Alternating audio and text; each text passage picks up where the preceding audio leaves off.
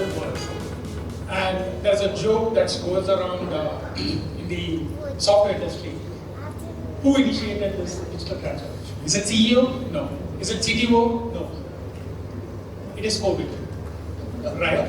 So let's lay out what is digital transformation. Right. I think that's a very pertinent and I think a fair question to start off with. Before I dive into it, when Sahil was speaking to me, I think when we were figuring out, we said digital transformation is something which people to an extent understand. And what I see here is a lot of SMEs, a lot of MSMEs, a lot of independent professionals like CAs, etc. I feel India has done a phenomenal job in digital transformation at the government level, at large companies level. But this is the segment which really need to crack up. So what is digital transformation? I think the first thing, if I were to ask any of you, you'll say, hey, it's about an app. Maybe somebody will say e-commerce. I think that's really something which is the first in mind to us when we think about the word digital. In a very simplistic sense, it's nothing. It's using digital technology to improve your existing processes, to ensure that you have operational efficiencies, to ensure that you create growth opportunities, to ensure you have a better customer experience, and to ensure you're able to manage your costs better. So that's a pretty well-defined full spectrum of operations. That's a textbook one, yeah. Wonderful. Now, can you give me an example of a successful digital transformation that has happened?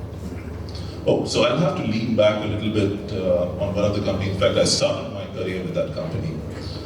This is Asian Paints. A lot of you would know, I mean, all of you would know about this company. I think this company demonstrated beautifully that digital transformation is not just about adoption of technology. It's about how do you really harness that technology to make it as a growth driver. Now I'm going to step back a bit and tell you the story of what they did, and some of you may know it, some of you may not. In early 2000, I'm talking the time when ERPs were like complete jargon in India. You know, nobody knew what it is, and that's the time when this company went ahead and implemented an ERP solution and a supply chain solution. Now, some of you may know the way APMs operate is that they do not operate through wholesale network, they operate through the retailer network. You know, they'll directly work with the retailer, they've got the distribution centers, they have regional hubs, they've got their own plants.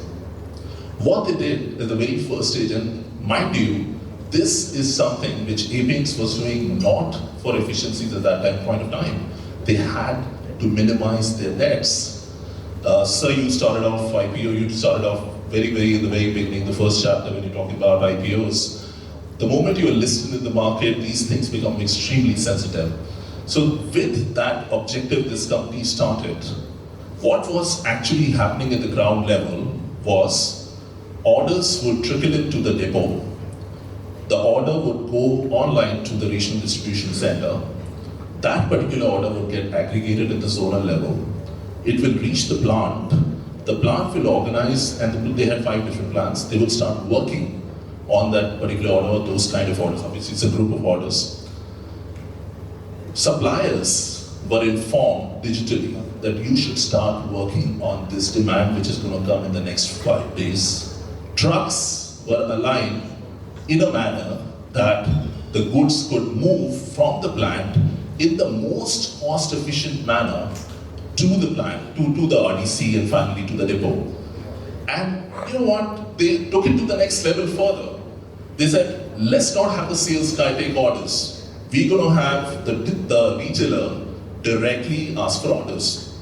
And by virtue of that, the salesperson was only responsible for what he was supposed to do, which was selling.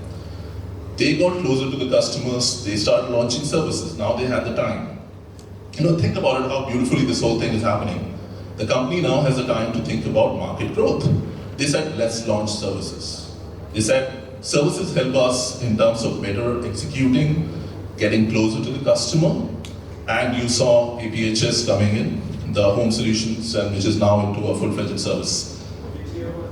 This I'm talking is 2000, early 2000 actually. So APHS was launched then, and that was a time, nobody knew.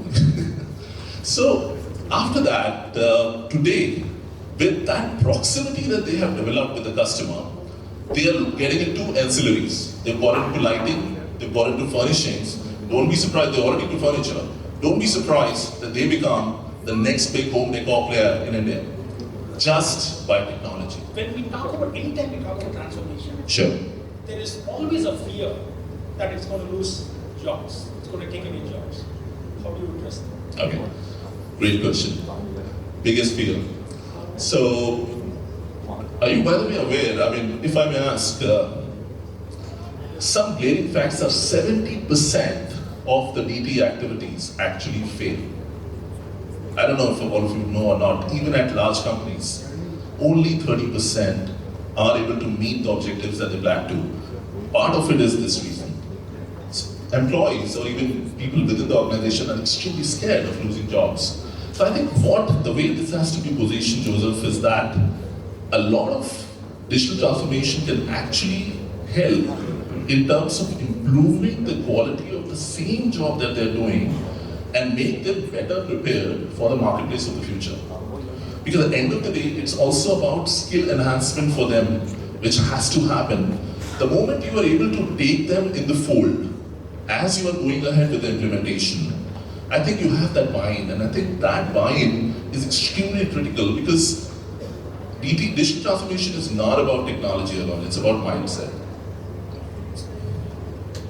As a chief technology officer, I'm officially offended that you are saying it is not about technology. It affects my I said job. it's not only about technology, it's beyond that. Yeah.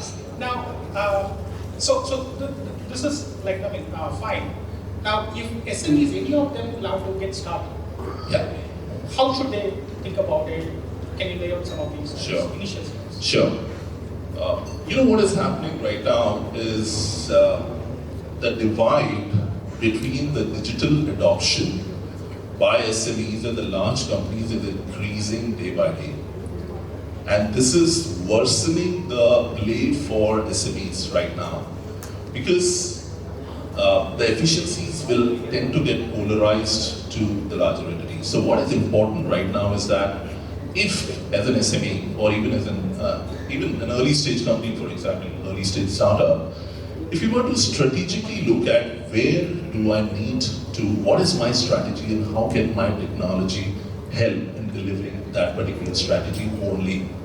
It's not about if I have to adopt AI, fine, I have to adopt AI, it sounds good, it sounds glamorous, no doubt about it, but the point is, what exactly am I trying to do as a company? So if as a company, my core objective is to have better service delivery to my consumer, better customer proximity, I need to pick and choose those solutions, execute them well. I will just say here, Joseph, that there are just three things which play a role. Think big, do little steps, but act fast. So you have to think about the larger vision. Just two speakers before, a gentleman just made that point when he was talking about AI, and he said that you need to have a clear vision, and I think that is the fundamentally important. And most often than not, SME has a single promoter or multiple promoters. It's an entrepreneur-driven company.